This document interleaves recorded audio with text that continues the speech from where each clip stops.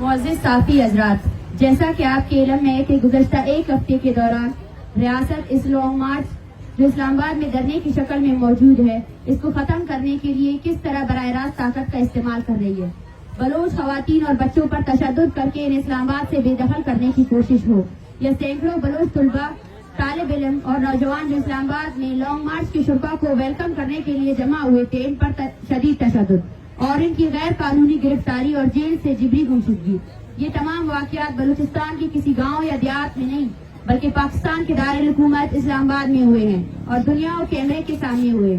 جس کے بعد اب کسی بھی ذی شعور انسان کو بلوچوں پر ہونے والے ریاستی جبر اور تشدد کے حوالے سے کسی شک و شبے میں نہیں رہنا چاہیے۔ ہزاروں میل دور سے شہید بالاچ اور لاپتہ افراد کی لواحقین اس امید کے ساتھ اسلام آباد پہنچے کہ ریاست شاید بلوچستان میں دیکھ نہیں پا رہی ہو، لیکن اسلام آباد آمد پر ریاست نے جس طرح دشمنوں جیسا سلوک اور رویہ رکھا اور ثابت کرنے کی کوشش کی کہ بلوچستان کے لوگ ریاست کے شہری نہیں ہیں، جنہیں پرامن احتجاج سمیت اپنے حقوق کے لیے آواز اٹھانے کی کوئی حق حاصل نہیں ہے،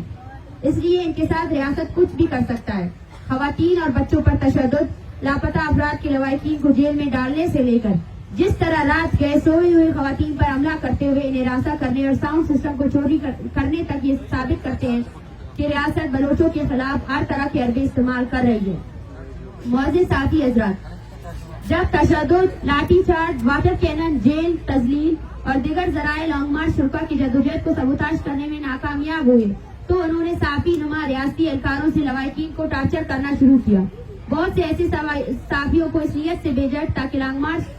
کے شرکا کے حوالے سے ایک جھوٹا بیانیہ قائم کیا جائے اور اس مقصد کے لیے جبری گمشدگی کے شکار افراد کے لواحقین اور دیگر سیاسی کارکنان پر ریاستی بیانیے کو پروموٹ کرنے کے لیے دباؤ ڈالا گیا تاکہ ریاستی دہشت گردی، قتل و غارت گری، جبری گمشدگی سے توجہ ہٹا کر ریاستی بیانیے کو سامنے لایا جائے جو ایک سوچے سمجھے منصوبے کے تحت نفسیاتی ہراسگی کے زمرے میں آتا ہے۔ بلوچستان میں اس وقت ایک ہی حقیقت پایا جاتا ہے اور وہ حقیقت بلوچستان میں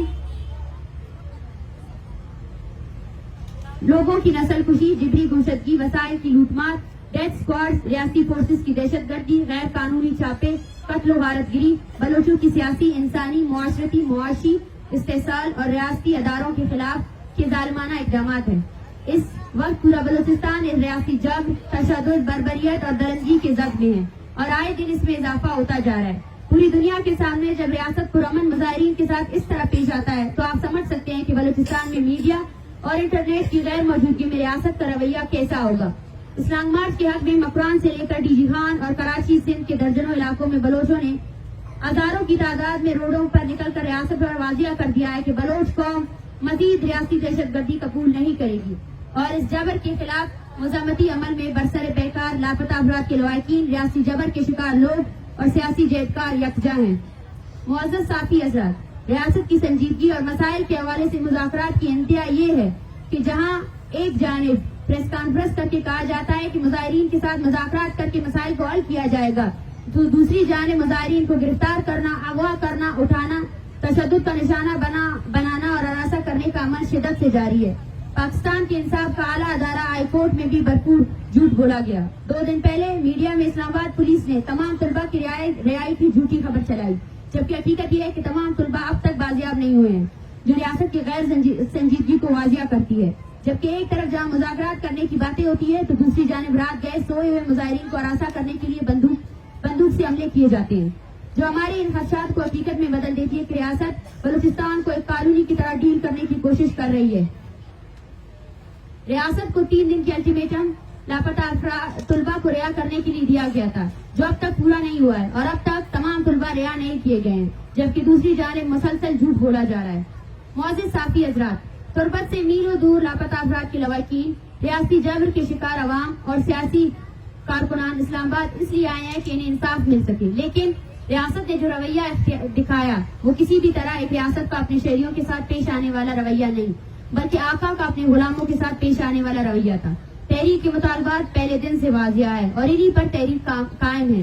ریاست کو درج ذیل مطالبات پر اگلے 7 دنوں کے لیے مذاکرات کا وقت دیتے ہیں۔ اقوام متحدہ کی ورکنگ گروپ کی سربراہی میں بلوچستان میں انسانی حقوق کی خلاف ورزیوں کی تحقیقات کے لیے ایک فیکٹ فائنڈنگ مشن بھیجا جائے۔ بلوچستان میں جبری گمشدگیوں اور ماروی عدالت علاقتیں ختم کرنے کے لیے اقوام متحدہ کی ورکنگ گروپ کی موجودگی میں معاہدے پر دستخط کیا جائے.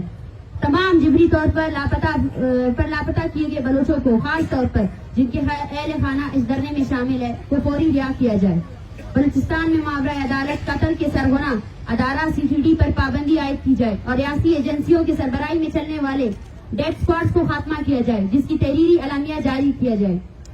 جبری طور پر لاپتہ افراد کو جعلی مقابلوں میں قتل کرنے کا اعتراف کیا جائے، جس کے لیے وزارت داخلہ کی جانب سے اعترافی خط جاری کیا جائے اور پریس کانفرنس بھی ہونی چاہیے جس میں تمام متاثرین کے نام شامل ہو، اور اس کے ساتھ ہی پرامن مظاہرین کے خلاف تمام جعلی FIR واپس لیے جائیں. اگر